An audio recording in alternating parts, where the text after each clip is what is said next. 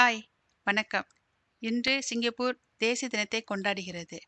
அதனை முன்னிட்டு நாங்கள் நம்ம ஸ்டைல் சேனலை அறிமுகப்படுத்துகிறோம். இதில் உணவும் மற்ற வீடியோக்களையும் பார்க்கலாம். இதற்கு உங்கள் ஆதரவை எதிர்பார்க்கிறோம். என்னை பற்றி சொல்ல வேண்டுமென்றால் என் தாய் வீடு தமிழ்நாடு, புகுந்த வீடு சிங்கப்பூர்.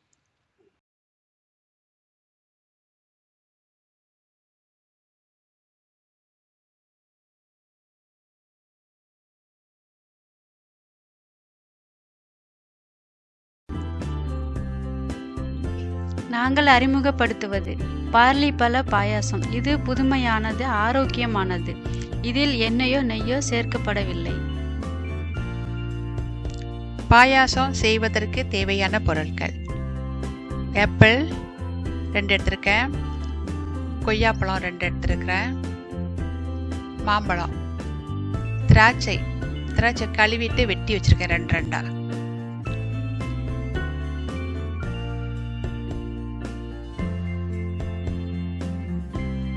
இந்த பார்லியை அவிச்சிட்டு நீரை குடித்திட்டு எடுத்து வைத்த சக்கை.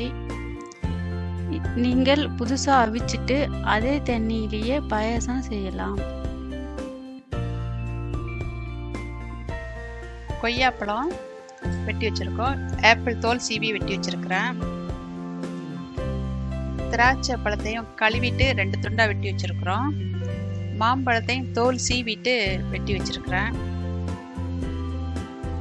பால் நான் பசும்பால் பயன்படுத்துகிறேன். நீங்கள் தேங்காய் பால் வேணாலும் பயன்படுத்திக்கலாம். தேங்காய் பால் இன்னும் கொஞ்சம் ருசி நல்லாயிருக்கும். கொஞ்சோண்டு அந்த இனிப்பை தூக்கி கொடுக்கறதுக்கு உப்பு போடுவேன். இனிப்புக்கு நான் கற்கண்டு பயன்படுத்துகிறேன். நீங்கள் கற்கண்டுக்கு பதிலாக சீனியோ ப்ரௌன் சுகரோ பயன்படுத்தலாம், உங்கள் விருப்பத்தை பொறுத்தது. இப்போ அடுப்பு ஆன் பண்ணிவிட்டு 4 கப்பு தண்ணி வச்சுருக்கேன்.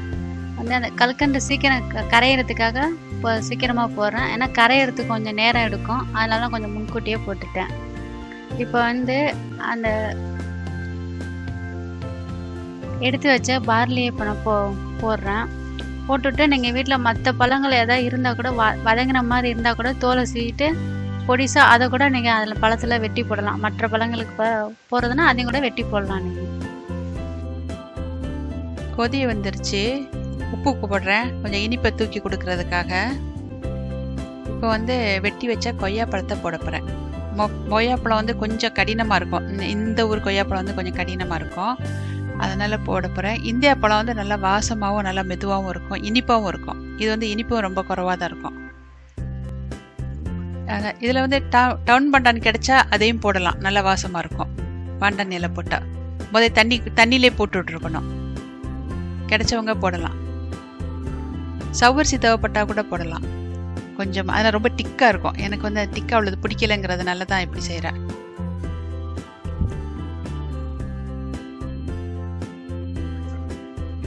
இப்போ பார்லியும் கொய்யாவும் போட்டு நல்லா கொதி வந்துருச்சு. கொதி வரும். இப்போ அந்த பச்சை ஆப்பிள் போடுறேன். நாங்கள் கொஞ்சம் ரொம்ப வேக விட மாட்டோம். நல்லா வேகணும்னா நீங்கள் கொஞ்சம் நல்லா வேக விட்டுக்கலாம். நல்லா கொஞ்சம் சாப்பிட்டு ஆற வரைக்கும் வேக விட்டுக்கலாம். எங்களுக்கு கொஞ்சம் வேக ரொம்ப வேண்டியதில்லை. இப்போ பச்சை ஆப்பிள் போட்டு கொதி வந்துருச்சு. கொதி வரும். அடுத்து மாம்பழம் போட போகிறேன். மாம்பழம் போட்டு ரொம்ப வேக விட வேணாம், கொஞ்ச நேரத்துலேயே வெந்துடும். கொஞ்ச நேரத்தில் வெந்ததுக்கப்புறம் திராட்சை போட போகிறேன். கொஞ்சம் கொதி வந்துடட்டும்.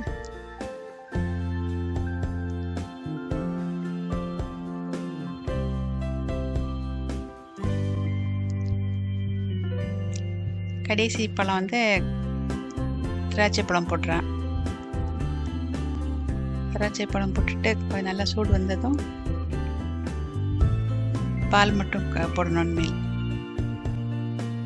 அப்புறம் பால் போட்டால் பாயாசம் அதெல்லாம் முடிஞ்சுது.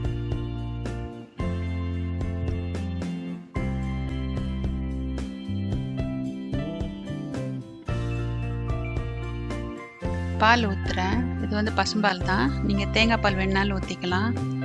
நான் ஒரு 1.5 கப்பு பால் ஊற்றுறேன். பால் அளவு கிடையாது, சும்மா நம்ம எவ்வளோ நாள் ஊற்றிக்கலாம். இதுக்கு எதுவுமே அளவு இல்லாமலே செய்யலாம். இதில் ஐஸ் பெட்டியில் வச்சு சாப்பிட்டா நல்லாயிருக்கும். இந்த பழ பாயாசத்தை வந்து நல்லா 2-3 நாளைக்கு வச்சு சாப்பிட்லாம். நிறைய பழங்கள் இருக்கிறதுனால சத்து நிறைஞ்சது. இது வந்து எண்ணெய் நெய் எதுவுமே இல்லாமல் உள்ளது. எல்லாருமே சாப்பிட்லாம், எந்த வயசுக்காரங்கனாலும் சாப்பிட்லாம். பல்லு இல்லாதவங்க கூட மென்று சாப்பிட்றதுக்கு ரொம்ப நல்லாயிருக்கும். இது வந்து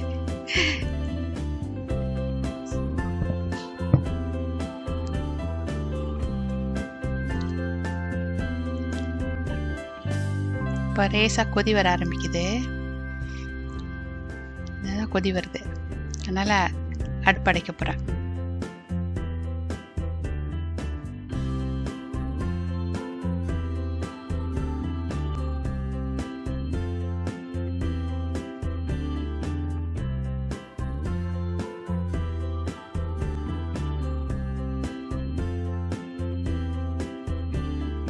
இந்த பாயாசம் செய்ய சுலபமானது.